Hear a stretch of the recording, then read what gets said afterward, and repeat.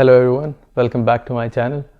Today I'm going to talk about my experience of using this 300mm f4 Pro lens by OM System.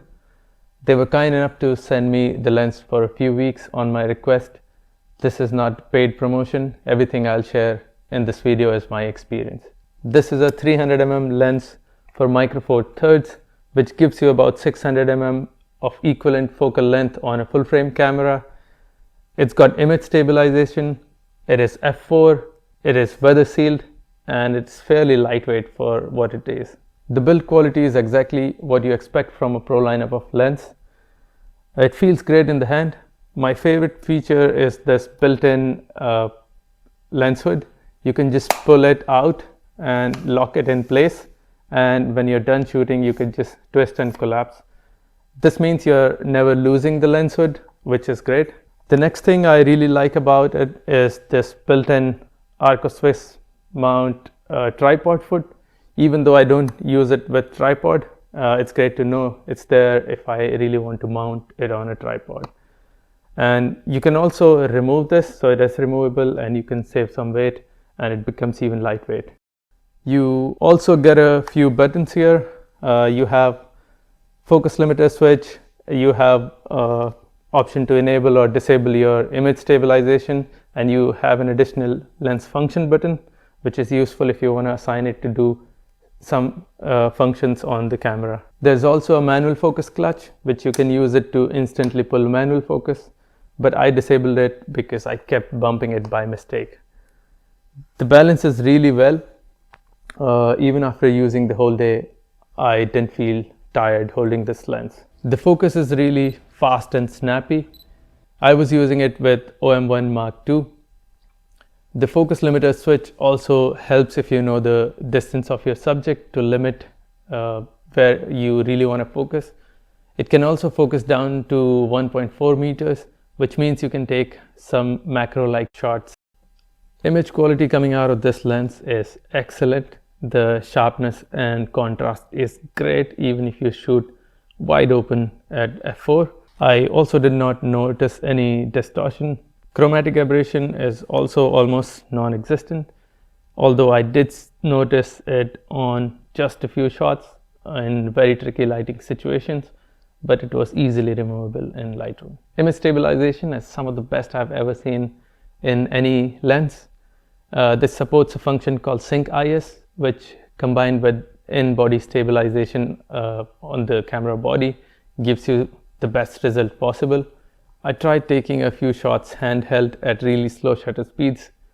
I could fairly easily get sharp shots at 1/10 of a second, and I also got a few shots at 1/4 of a second.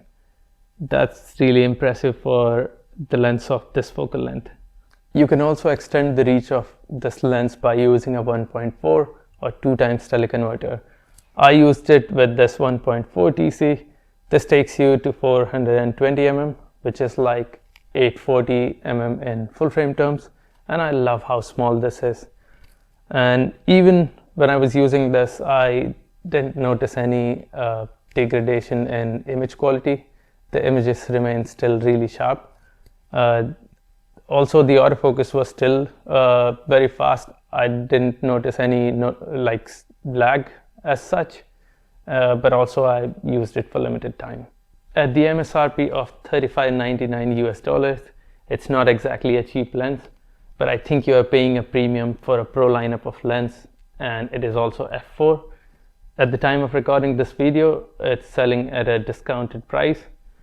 I wish it was a bit cheaper though. Now for the quick comparison, this is the lens I use with my full frame system, the RF 100 to 500 mm lens, f4.5 to 7.1.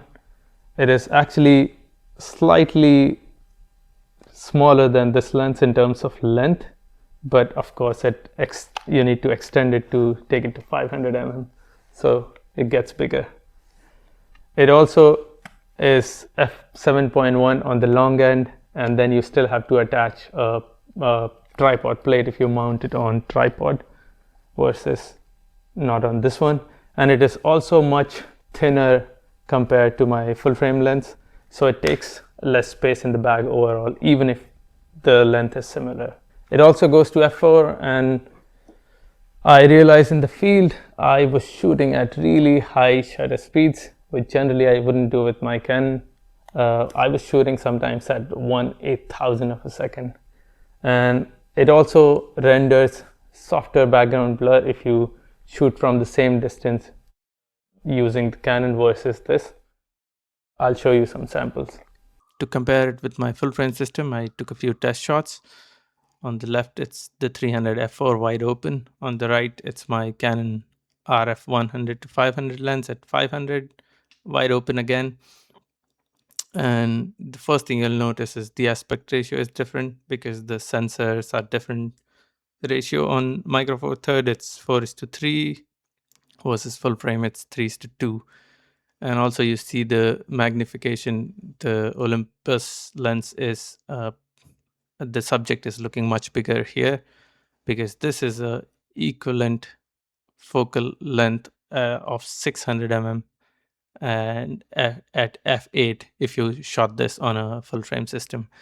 So you can see, even though this lens is slightly faster, focal length also plays a big role on how your background is rendered.